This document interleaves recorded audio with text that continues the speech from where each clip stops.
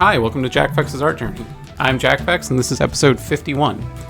The last two episodes were kind of just an emotional bleh about how I felt about this dinner I had with my parents and my sister because they're so crazy conspiracy-minded. And this video I wanted to try my best to be just a little bit more thinking about it and express how I understand how the conspiracy mind works, both from my own lived experience, but also from just reading and listening and learning about a lot of this stuff. I think what happens is starting from the conclusion and working backwards.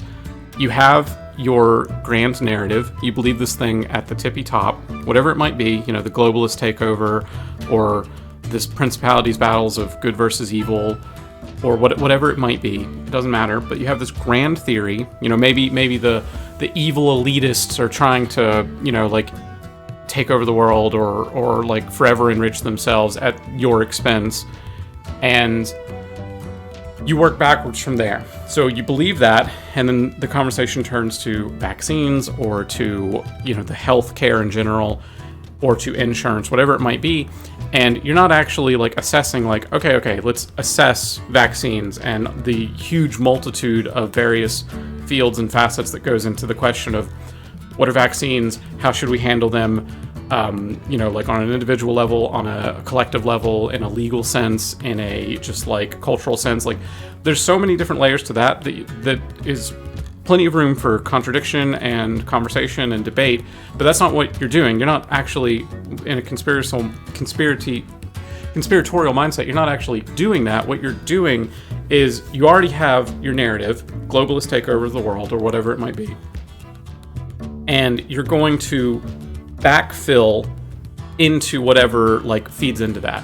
So, vaccines? Well, they're clearly made by big pharma to create autism so that America is weakened so that the globalists can take over. And I wish I was joking and that this was a caricature, but my parents actually believe this. My sister actually believes this. My sister has a 1-year-old child who is going to be completely unvaccinated, not for health reasons, but because the government is trying to give children autism. And it's because of this. I know I'm all emotional again.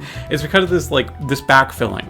So and I know I used to do this all the time, and this is why you just live in cognitive dissonance, because if something seems presses against that, here's a fact that goes against that, you don't actually assess the fact.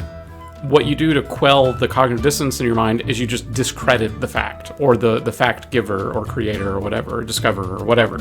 So if all of science, right, if all of physics science, all of chemistry science, all of environmental science, if all of that is saying that anthropogenic climate change is the primary, or anthropogenic action is the primary cause of the current climate change, and it's a problem, and it's a real problem, potentially even up to an existential problem for humanity, instead of just oh shit, wait, I need to evaluate this evidence, it's no, I'll just discredit the entirety of the scientific pursuit. And they do. My parents actually said that science is bought and paid for.